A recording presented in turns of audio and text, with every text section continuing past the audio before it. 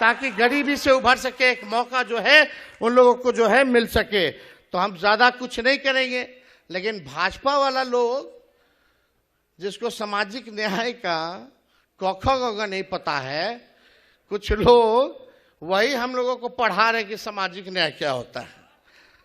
हम लोगों को पढ़ाने की जरूरत है सामाजिक न्याय।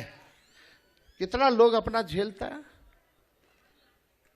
तो आप सब लोग यहाँ आए हैं और हम धन्यवाद देना चाहते हैं नेता प्रतिपक्ष लोकसभा के आदरणीय राहुल गांधी जी को कि इस मुद्दे को लगातार जो है लड़ाई लड़ने का काम कर रहे हैं।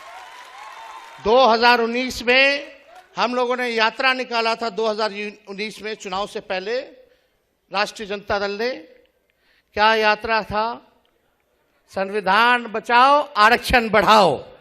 आज जरूरत उसी की है और हम सब लोग मिलकर के इस लड़ाई को लड़ेंगे और लोगों के साथ न्याय करेंगे। मोतिहारी की जनता जिंदाबाद। जय हिंद, जय बिहार।